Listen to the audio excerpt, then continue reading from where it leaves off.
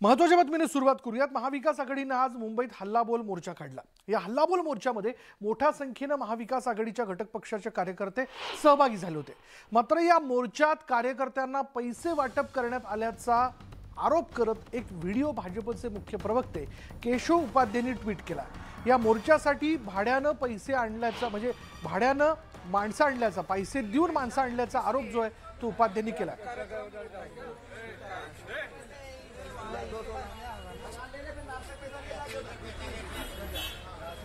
आणि दृश्य आपण बघतो। या दृश्यांमध्ये आपल्याला बघता येऊ शकतं की एक व्यक्ती पैसे वाटतोय आणि काही माणसं त्याच्याकडनं पैसे घेतात। काही संवाद या ठिकाणी होताना दिसतोय। प्रत्येक व्यक्तीसाठी म्हणून दर ठरलेला असावा किंवा त्यानुसार या नोटांचं वाटप केलं जातंय।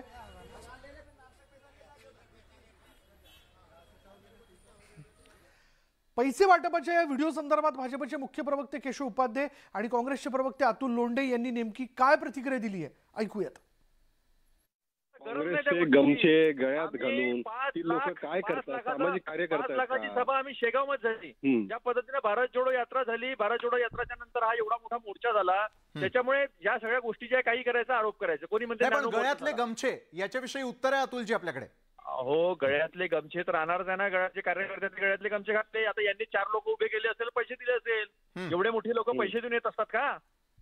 यांनी पैसे देऊन पहिले तरी लोक आले त्यांच्या मोर्चात। आता म्हणजे पैसे देऊन कबूल केलं त्यांनी। चला, अतुल लोंढेंनी कबूल केलं की पैसे देऊन लोक काही कबूल केलं, पैसे देऊन तुम्ही आणले असं म्हटलं। अरे असं तुम्ही, अरे अतुल लोंढे एवढं गडबडू नका। अतुल राव आता झालं असं म्हटलं।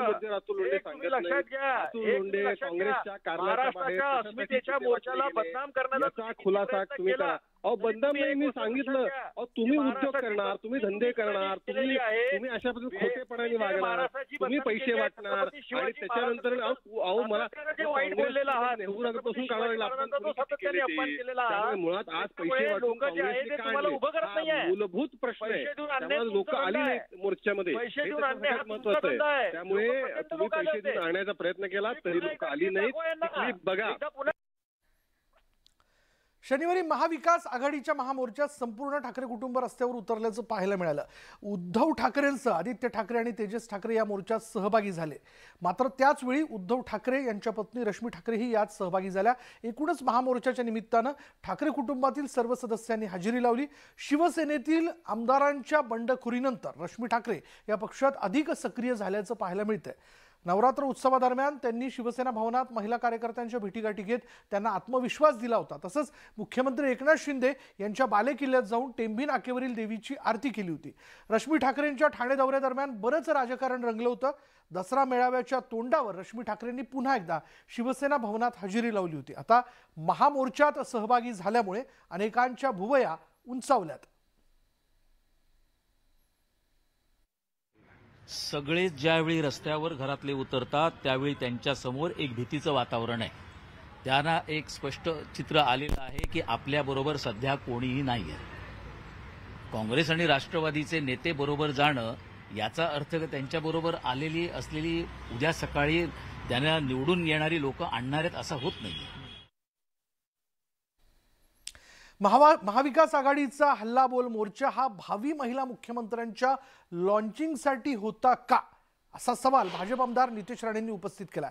हल्लाबोल मोर्चामध्ये राष्ट्रवादीच्या खासदार सुप्रिया सुळे अग्रभागी होत्या। शिवाय उद्धव ठाकरेंच्या पत्नी रश्मी ठाकरे आजच्या मोर्चात सहभागी झाल्या होत्या। एरवी रश्मी ठाकरे शिवसेनेच्या दसरा मेळावा किंवा एखादी सभा वगळता फारशा आंदोलनात कधीच दिसल्या नाहीत, पण आज त्यांच्या मोर्चातील उपस्थितीनं सगळ्यांच्याच भुवया उंचावल्या होत्या।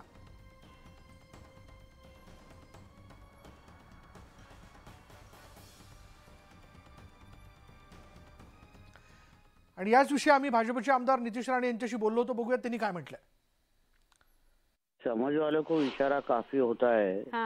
कारण का कधी न दिसणारे अचानक अगर मोर्चामध्ये चालताना आपल्याला दिसतात। आणि मी हल्लीच ऐकलेलं की राज्याचे एक माजी मुख्यमंत्री एका ज्योतिषाकडे जाऊन बसलेले आणि परत मी मुख्यमंत्री कधी होणार असं विचारत होते। तेव्हा त्यांनी सांगितलं की तुमच्यापेक्षा तुम्ही अगर तुमच्या पत्नीचं नाव पुढे केलं तर जास्त शक्यता आहे। तर हे त्याच्याच काहीतरी पार्श्वभूमीवर ह्या काही घटना ज्या घडत आहेत म्हणून मी माझ्या ट्विटच्या माध्यमातून दादांना आणि पटोलेंना थोडा मी अलर्ट केला आहे की बघता बघता नाहीतरी कधी दुसरंच कोण बाजी मारून जाईल, म्हणून ह्या सगळ्या गोष्टी मी ट्विटच्या माध्यमातून समोर आणल्यात. म्हणजे तुम्हाला असं म्हणायचंय की असं नाही तर तसं प्रयत्न सुरू आहेत? दिसतं तसंच आहे, कारण का खात्रीला एक माहिती आहे माझ्याकडे की एक राज्य ते माझे मुख्यमंत्री गेलेले आपला हात दाखवण्यासाठी, आणि ते जे काय माहिती समोर आली आहे त्या अनुसार या आजची घटना घडलेली आहे. शिवसेना ठाकरे